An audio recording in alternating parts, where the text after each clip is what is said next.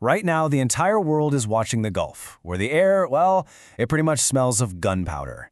In just the last 24 hours, this whole thing has spiraled from just threats to actual direct warfare. And the implications, they're just staggering. So yeah, it's the question everyone is asking. Is this it? Is this World War III? But this isn't about tough talk or political posturing anymore. We are now dealing with the cold, hard reality of what just happened.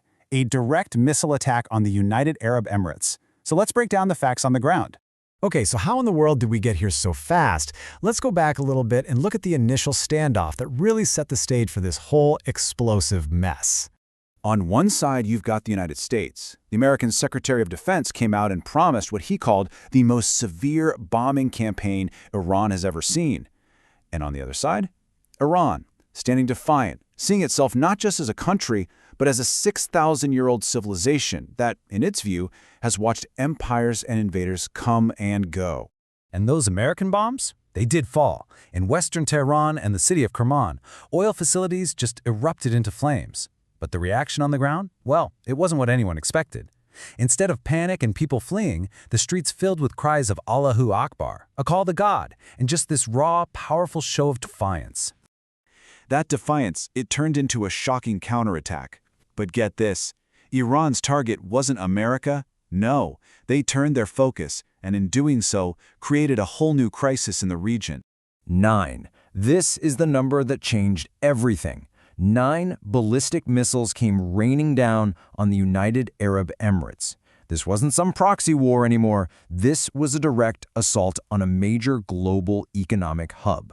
And it wasn't just missiles. No, the very same coordinated strike also included 35 drones. This shows you just how complex and multi-layered their attack strategy was. Iran had pivoted a huge part of its military focus, aiming it right at its Arab neighbors. But it turns out Iran has more than just conventional weapons. Intelligence reports have revealed a new asset, something called Lithium UUVs. Think of them as unmanned underwater vehicles, basically stealth drones that can travel 600 kilometers completely silently. And their purpose? It's crystal clear: to blockade the Strait of Hormuz and choke off a massive chunk of the world's oil supply.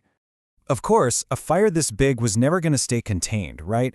The fear has now officially gone global, and the consequences, they're being felt thousands of miles away from the fight. The war has now moved into the shadows. We're hearing reports of shots fired at the U.S. Embassy in Toronto, of all places, which sent shockwaves through the West. And U.S. intelligence now believes that Iranian sleeper cells have been activated across the globe. All of a sudden, any American asset anywhere in the world is a potential target. We're also seeing a war being fought in the digital space, an information war. To try and blind Iran, satellite companies have actually imposed a 96-hour blackout on any real-time imagery from the Middle East. The goal here is pretty simple: prevent Iran from seeing the results of its attacks. It's like a modern-day fog of war, created on purpose. And this whole situation really pulls back the curtain on a major vulnerability. Analysts are pointing out that even Israel's incredibly sophisticated billion-dollar early warning systems are struggling.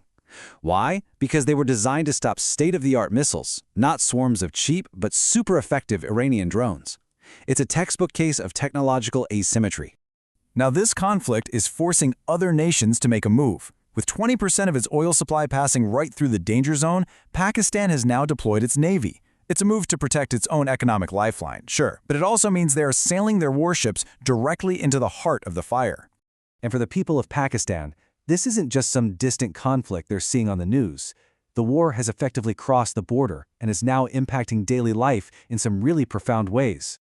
I mean, just look at how fast the effects hit. The Pakistani government, terrified of crippling oil price hikes, has enforced a 4-day workweek. Schools in Sindh and Punjab have been shut down. All of this just to conserve fuel. The war isn't at their doorstep anymore, it's already inside the house. And then there's the human cost, which goes way beyond money. In Bahrain, 5 Pakistanis were arrested. Their crime? Sharing videos of the Iranian attacks on social media. The government called it sympathy with the enemy. It just goes to show you, in this climate of fear, a single click can completely destroy a life. So here we are. The world is just holding its breath as the political endgame starts to move. But where it all leads, to peace or to total destruction, that's anybody's guess right now. And just when you thought things couldn't possibly get any more complex, a familiar voice re-enters the conversation. Former U.S. President Donald Trump has announced he's willing to negotiate with Iran, but on his terms. So is this an off-ramp?